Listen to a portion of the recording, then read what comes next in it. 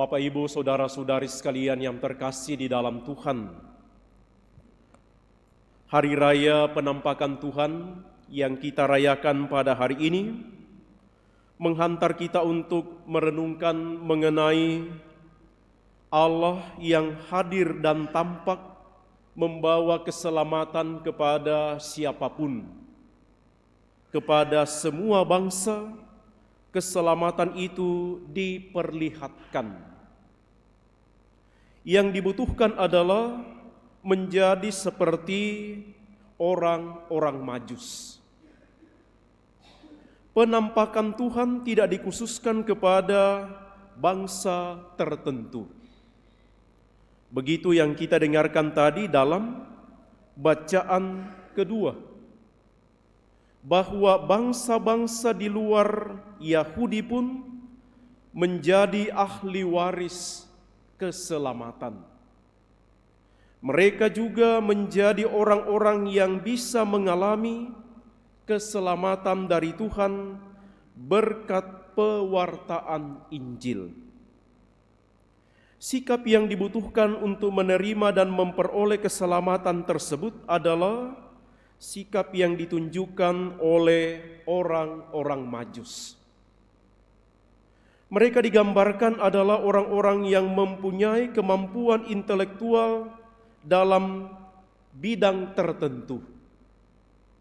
Mereka adalah orang-orang yang terpelajar. Mereka adalah orang-orang yang mempunyai wawasan yang luas mengenai alam semesta, sehingga dikatakan mereka mampu mengerti dan memahami tanda yang ditampakkan oleh cahaya bintang, yang hanya saat itu saja tampak seperti itu.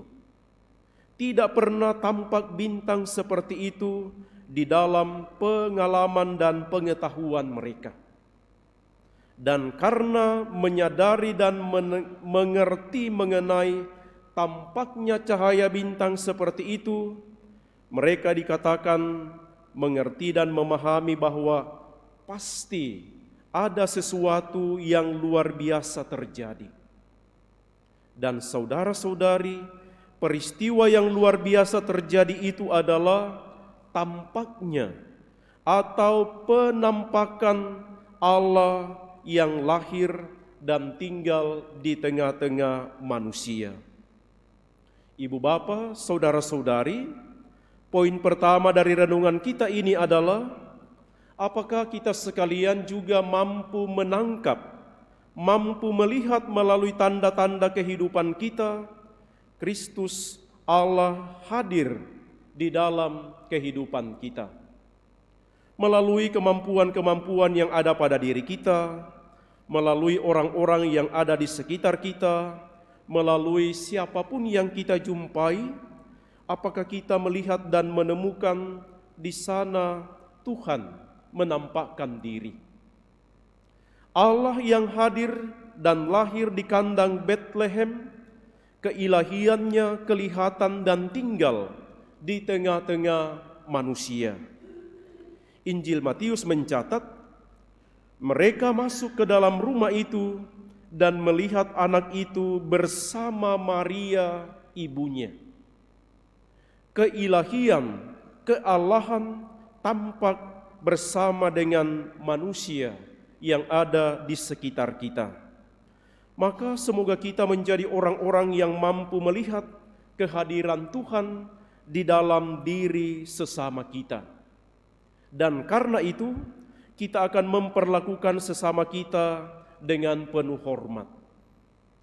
Kita akan memperlakukan orang lain dengan sebaik-baiknya, karena melaluinya kita menangkap dan melihat Allah yang hadir tinggal di tengah-tengah kita.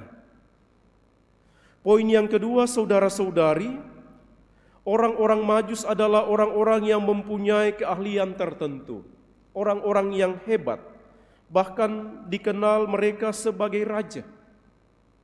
Tetapi di hadapan Tuhan, di hadapan Allah yang mereka kenali, mereka menjadi orang-orang yang rendah hati, datang bersembah sujud dan memberi persembahan. Saudara-saudari, hanya kepada orang-orang yang hebat saja orang-orang lain memberi hormat, memberi sembah.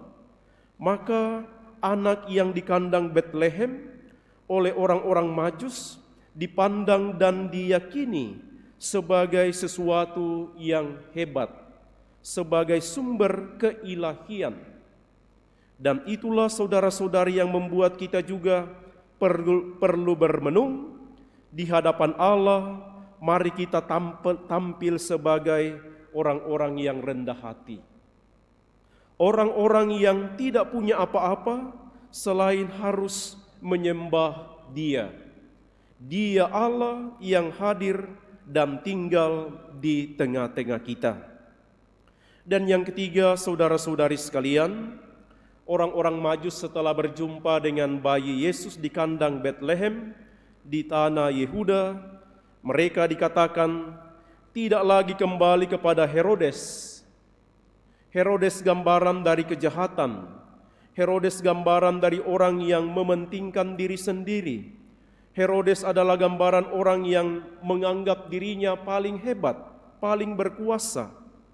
Orang-orang Majus diperingatkan dalam mimpi, mereka pulang ke negerinya melalui jalan lain.